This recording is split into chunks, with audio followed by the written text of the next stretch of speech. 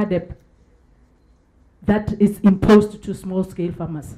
Remember, small-scale farmers, especially from the rural areas, have just a small plot. If we implement the CADEP, it's expensive to us, and we use chemical fertilizers and pesticides. This destroys our soil, meaning that in 5 years' time, we'll no longer be able to produce food from that small portion. So to us, as small-scale farmers, we want to practice farming that is sustainable to us, like agroecology. Unfortunately, to our government, it's a language that they don't understand. They want us to implement CADEP, which is too expensive to us. Let us speak for ourselves. Let us decide for ourselves. We want to be part of policies that affect us. Thank you. Thank you, Nora. Okay, Dr. Pongo, and then you, sir. Auxilia? Thank you. I'm Auxilia Ponga from UN Women, and I'm sitting in this room and I'm wondering about all the beautiful things I'm hearing this afternoon, and I'm thinking maybe I'm a dreamer.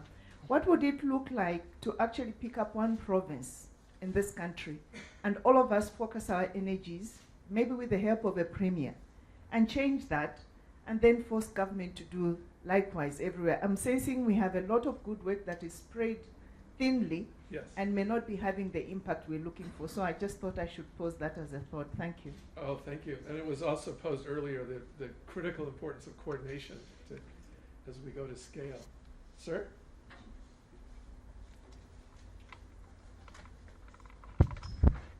Thank you. I think it's really been amazing seeing all this, strong presentations and the interesting discussion. I'm particularly happy that there is someone representing the youth, because I don't think most of us can classify ourselves as youth anymore. Just re-echoing what the last person said is, you see, we have lots of frameworks, lots of policies in this continent. And I believe that if there is a policy Olympics, Africa will win hands down. The problem remains that even sometimes our leaders who sign all these documents have no intention whatsoever to implement them. We know that. So the real question is, how do we make it extremely uncomfortable for our leaders to keep on getting away with it?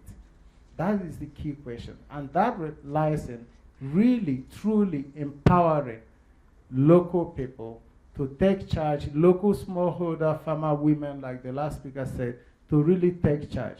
But in that context, we also need to, and now I'm also touching on the restless development lady who spoke.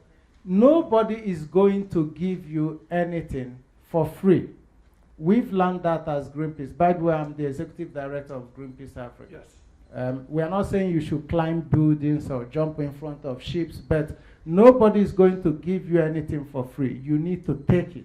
So I'm looking at the national election that happened here recently, and I'm coming to the end of this. 53% of all votes casted in Gauteng province was casted by young people. Now, how do you explain that the average age of the Gauteng legislature is 50? And then youths go and complain, nobody's listening to us. You have the power in your hands, you chose not to use it.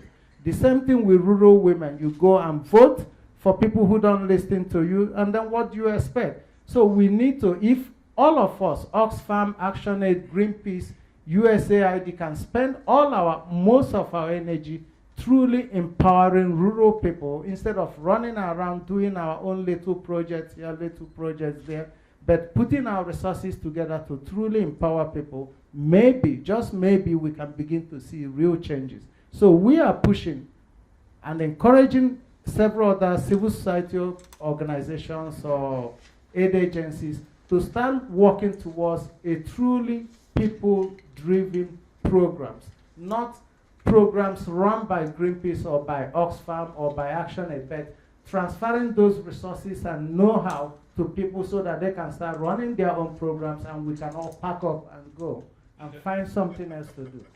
Thank you. Thank you. Okay, this gentleman at the back, and then this woman here, and then we'll move on.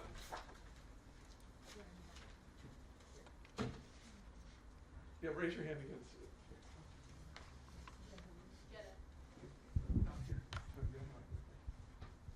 Thank you.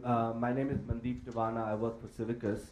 I just wanted to follow up on what my friend Michael O'Brien Onyaka just spoke about. I think if we really want transformative change, then we have to create conditions in societies where people who challenge, whether it's land grabs or people who challenge corruption by high officials, are protected. And perhaps if you look back at the last articulation of the MDGs, the biggest scandal of the MDGs was that accountability and the power of civil society, by that I don't mean just organized civil society, the power of social movements and people's groups and so on, was not institutionalized. And many of us at the moment are trying very hard to ensure that the Sustainable Development Goals have clear and strong guarantees for protecting fundamental freedoms of expression, association, peaceful assembly. And that's going to be a very difficult uphill battle. But without that, we will not be able to have the transformative agenda that our leaders all speak about. Even the common African position, there's a peace and security goal and talks. It pays lip service to governance, whereas it goes more into infrastructural development and so on. But that's where we really need to emphasize and ensure that these fundamental freedoms are protected. Thank you. Great, thank you. Madam? Jenna? Good. No, this lady right here. Right next to your right, madam. Is the mic. I just wanted to make a quick comment on the issue about the organization of women. I'm coming from the Southern Africa Trust, and my name is Christabel. And I just wanted to just share that in part, maybe to the contributions that were made earlier about working together, the Trust has also been working towards organization of women, but the approach has been more sectoral, and I think that could be an approach that we can actually use, whether it's in agriculture, whether it's in trade and different sectors, and trying to organize women there. And at the same time, we have been working to actually see how we can empower them in terms of providing them with technical capacity for them to really articulate their issues, but facilitating linkages with appropriate, whether it's policymakers on particular issues, and finding ways in those particular platforms to actually address those issues.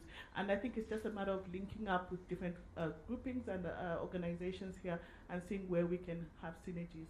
Thank you. Thank you. Okay, we're going to move along. Oh, okay. Sorry. Very quickly. Okay. Just one thing that puzzled me. My name is Nicholas. I'm from Oxford. Right. I see the youths are complaining that the adults have actually sidelined them. Then I see the women saying the men have taken all the power. Then all of them are looking up to the government and they say government is not accountable and they don't deliver. And I'm seeing a complex problem at multi-level.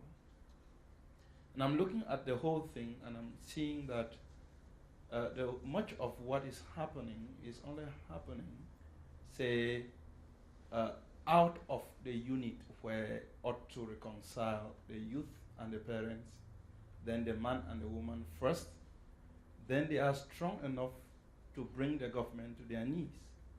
So I'm asking myself, where is the family unit where a youth ought to grow, be empowered there, before he or she learns to fight the government? The second thing I want to talk about quickly is that we are also dealing with quite a complex thing. I look at Africa and I look at what happens at government level, where when a president comes to power, for him to leave, it means the country must be on fire. The same thing is happening at the family level, where the man has the power, the woman wants that power, and the woman has to perhaps take it the way we take power from our governments. And the home might also be on fire. And if all these levels are on fire, the whole society is burning from bottom to top. Is there a wiser way of looking at it? I don't have the answer, but I'm raising these things so that we think them systematically and more carefully in addressing them. Thank you. Thank you. Okay, our next speaker is Jabu